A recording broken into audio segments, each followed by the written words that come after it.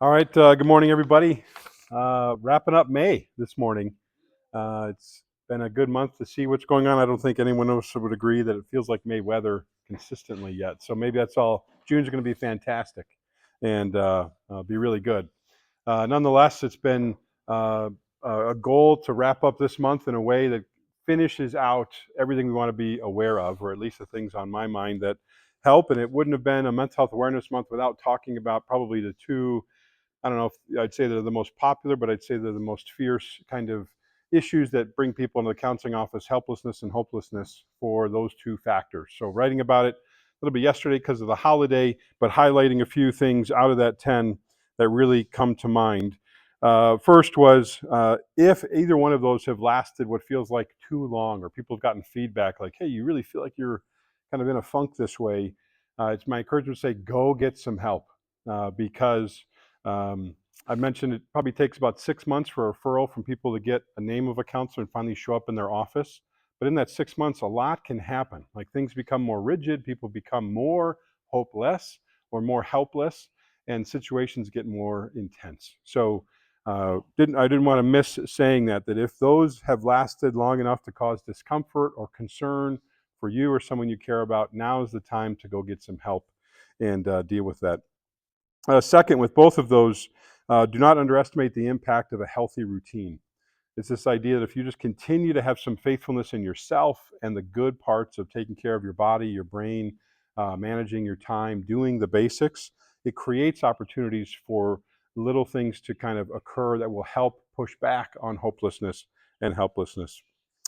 And one of my favorite recommendations, wanted to highlight that when life is really hopeless or helpless and energy level is really low, optimism is really low, the idea of breaking the day into quadrants and saying, what's one thing I'm going to get done? Because energy is very, very difficult to find more of. So reminding people like, look, when you wake up, get one thing done before breakfast, get one thing done before lunch, attempt to get one more thing done by dinner and bedtime. And even if you fail in one of those quadrants, it's like a reset at the next meal.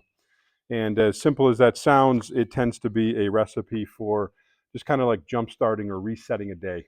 So people don't feel like, man, I screwed up at 9 a.m. Now the rest of the day is going to be garbage. So they have a chance to try and try and try again.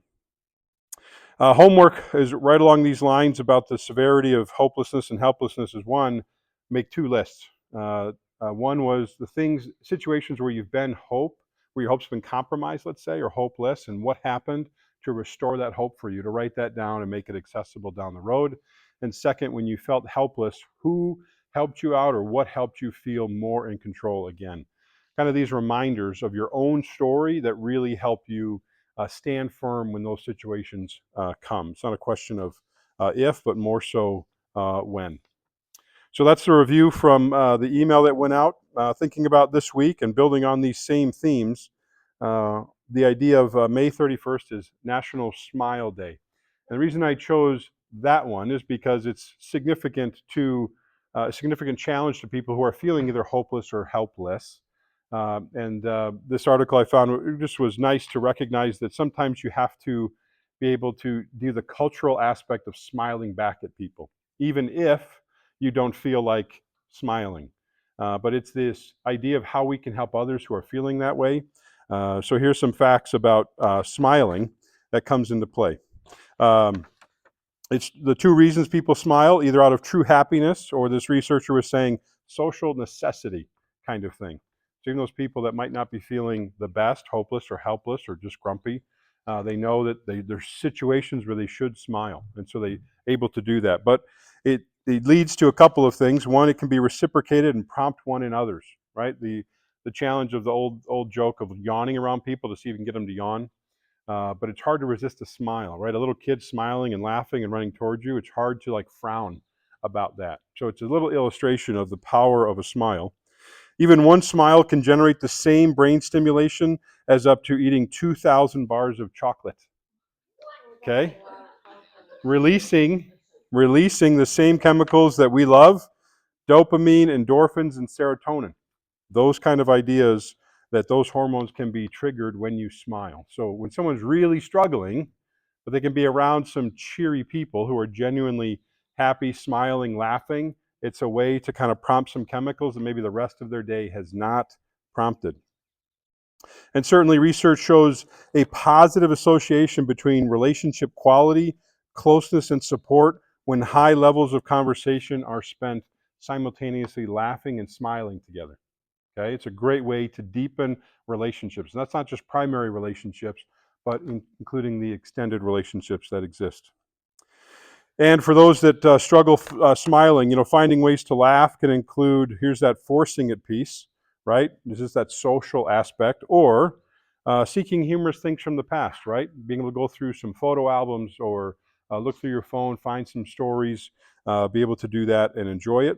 Engaging others in a group when it's hard for you to be able to accomplish whatever's coming, even a smile that can start to impact your mood, being in a group of people, or finding things to laugh at about yourself, right?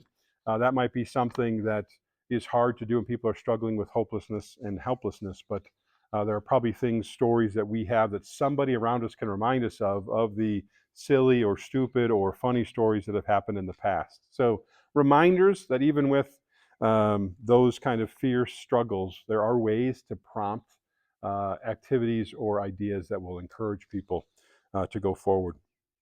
So a couple of questions for us to see what can happen. Maybe these are ones you have to think a little bit more out. So maybe it's a day thought. But what was something someone did for you that brought you hope in a hopeless situation? Tied to this week, but a big question.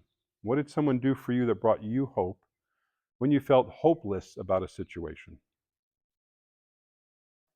A fresh perspective, some feedback or something? Good. It's one of those little things that sometimes just puts a crack in a situation that gives you a light or a pathway out of it. Many others? Snacks, a little bit of food and energy physically. Sure, the brain, 2,000 chocolate bars. Yeah, or a smile, a good smile. Yeah. Any others?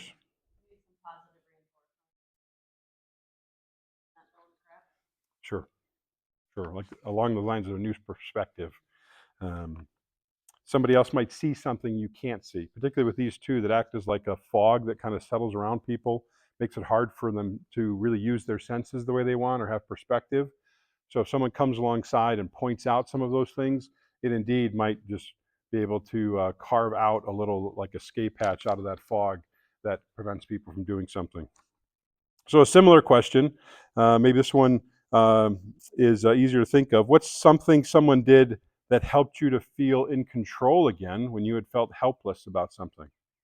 Something was so overwhelming, you didn't know what to do. You feel like you're kind of just stuck or drowning. What is something that someone did to help you feel in control, not helpless?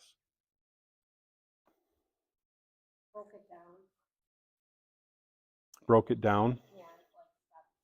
Hmm. Sure.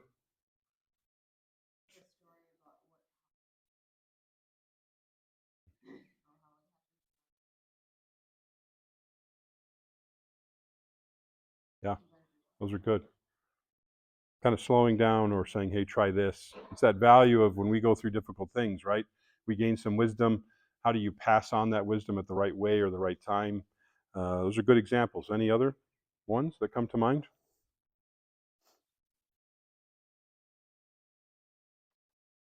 One of the main things this week of writing was that it's one little thing that might make the difference. Because both of these tend to get really loud and really fierce. Just kind of like the louder they are and the more intense they are, the more it convinces people to say, why even try? Nothing will work. But one of those themes this week is that you can yourself, if you need it, or for on behalf of somebody else, a little bit of effort, a little bit of hope, a little bit of a gesture might tip the scales and make a difference. So some final comments here along these lines. Sometimes the passion that we have for life gets instilled in us from other people. Certainly, that's the ideas you guys have mentioned as you think about your own experience. But recognize how powerful that is. That you have a chance to come and either say or do or sit or share a story, and somebody feels like they have a different outlook on life. That's a pretty significant factor. I mean, sometimes people are like, well, if you had surgery, then you have a new outlook on life. But just the fact that some type of relational interaction or piece of advice or just a couple hours spent together can really transform somebody's experience. So don't underestimate the small things like a smile, right? Or being able to bring them a little bit of food or something else. Also, recognizing that sometimes your own strength is not enough and you need other people to carry you along. We have this ingrained thought that I have to do everything myself. Those exacerbate hopelessness and helplessness. So it's this really risky decision to say, I have to be transparent with those around me. Because how often has someone revealed something to you and said, here's what's actually happening? You're like, I had no idea. I didn't know it was that bad, or I didn't know you were struggling that much. So when you hear that, that's an opportunity to please be active and respond with grace, respond with intentionality, and it probably will help that person in a significant way. And as one final reminder, even the smallest efforts of your own of acting on help or seeking out hopeful situations are important. It's that idea of commitment, these two words of endurance and perseverance. When both of those are happening, enduring through a situation, kind of just finding a way to stick to your routine, persevere, looking for those little opportunities are going to go a long way. So, Mental Health Awareness Month wraps up talking about these two significant levels, hopelessness and helplessness. If you've ever been in either of those states, you know how severe it is. But if you pay attention to those around you in your support network or other people you come across, you can be just as impactful for them as someone was for you.